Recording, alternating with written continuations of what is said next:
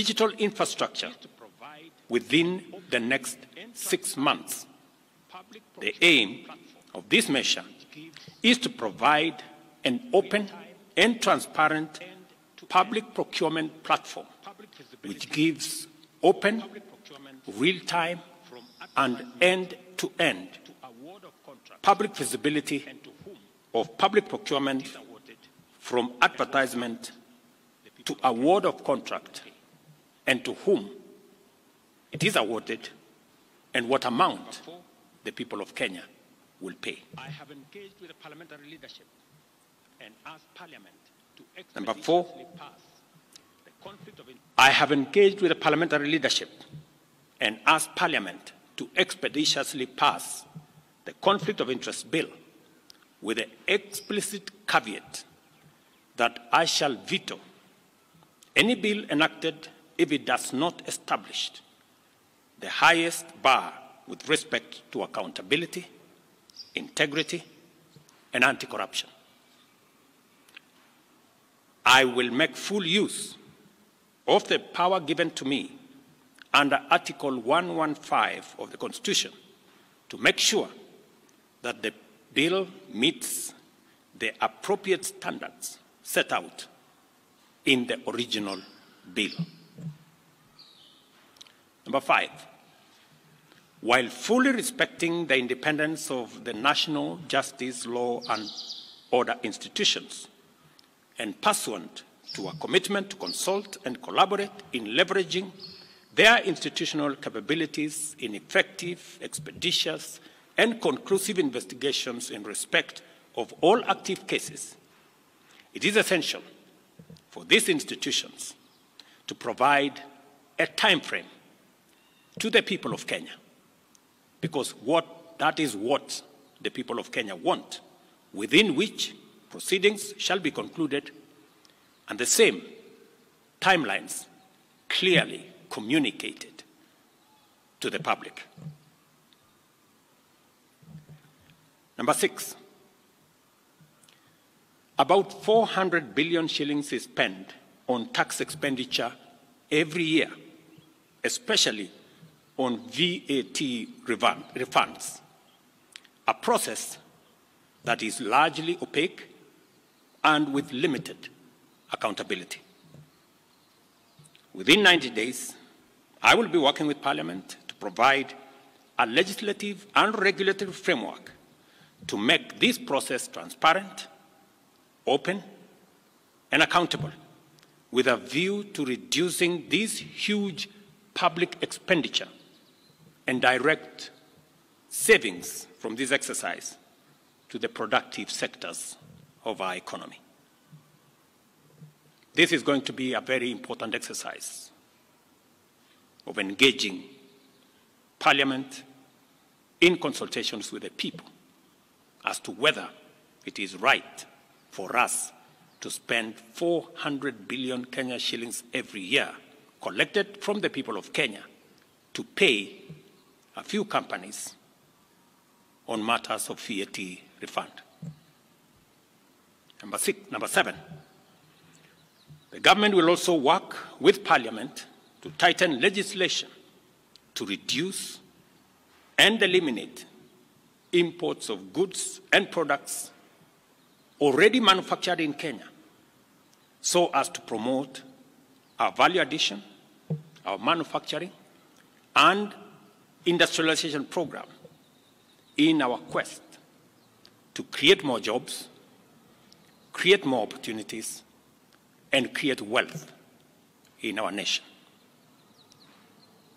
We must have a national conversation as to whether we want to be a supermarket for products from other countries, or we want to produce products that we already have manufacturing capacity in Kenya.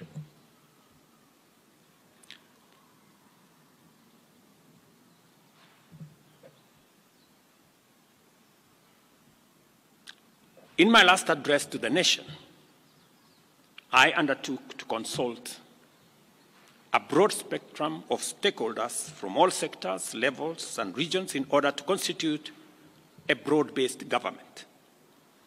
In line with this undertaking, I will be forwarding additional names to Parliament for vetting prior to appointment based on the understanding of the Cabinet's essential role in driving the transformational agenda that makes Kenya a better, more just, and more prosperous nation for all of us. Once constituted, the new cabinet will steward our transformation agenda that is already in place in providing effective and efficient public services, expanding opportunities for employment and wealth creation, and creating a tide that lifts every boat.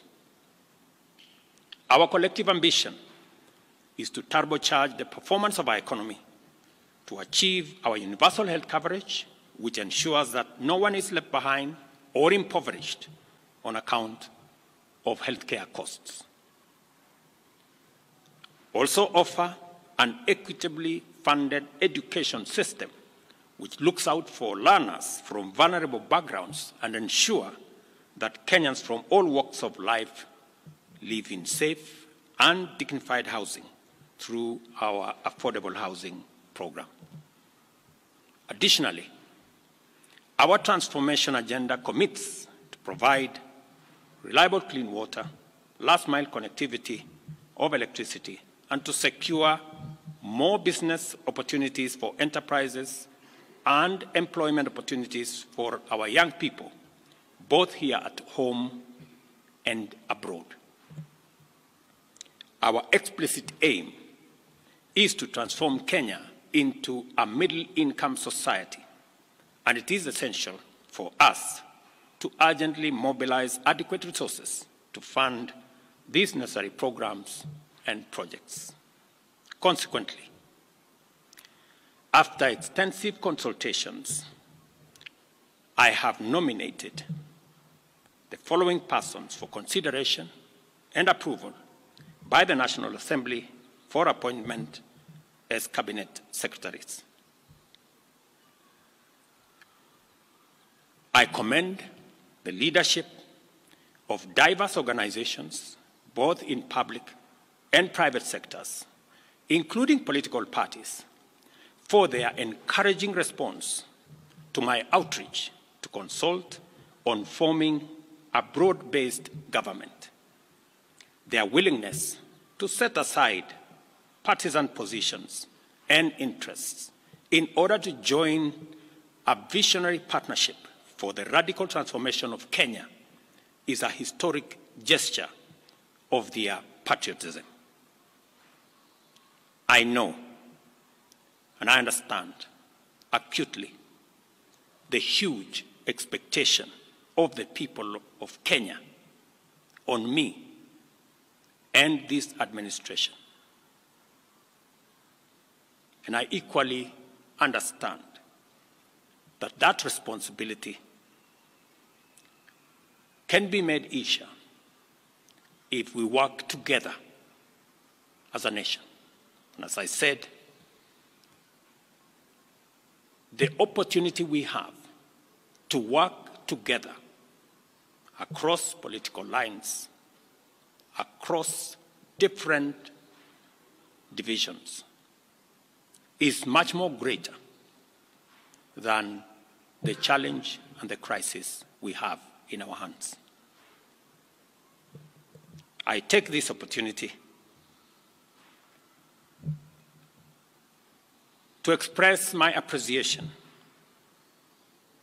for their commitment and reiterate my pledge to engage alongside them in a national conversation that is inclusive, citizen-centered, and aimed at consolidating and accelerating the actualization of inclusive growth and national transformation. As I take this step, and as I expand and broaden this administration, I am acutely aware that the responsibility of managing the affairs of the country vested in the cabinet, in the expanded cabinet, will require of us to work together and to focus on that which brings honor to our country.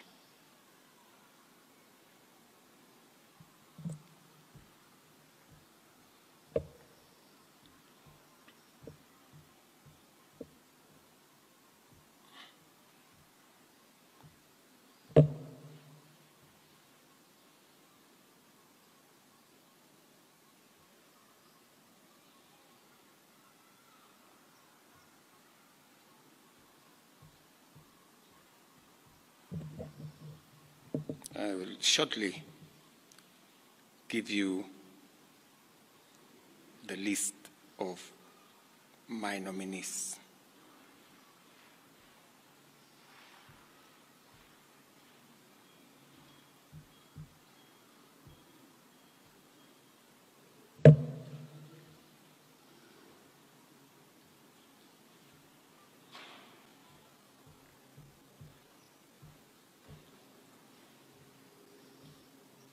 Just hold your horses.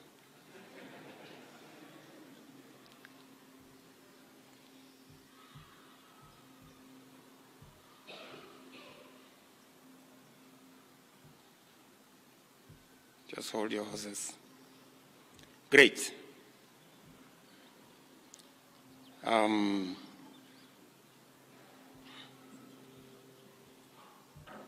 Oops. That's the old list again.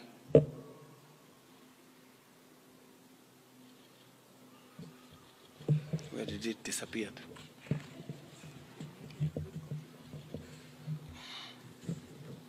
I think this is a problem of making it very confidential and not allowing many people to have a look at it.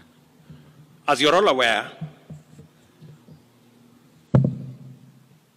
the list I sent to the National Assembly, I have since amended so that Roslinda Soipan-Tuya now goes to the Ministry of Defense. The Honorable Aden Bare-Duale moves to Environment, Climate Change, and Forestry. I have now forwarded the name of John Mbadi Ngongo to the Ministry of National Treasury and Economic Planning. Salim Mvuria Mgala, Ministry of Investment, Trade and Industry. Ms. Rebecca Miano, Ministry of Tourism and Wildlife. The Honorable James Opio Wandai, Ministry of Energy and Petroleum.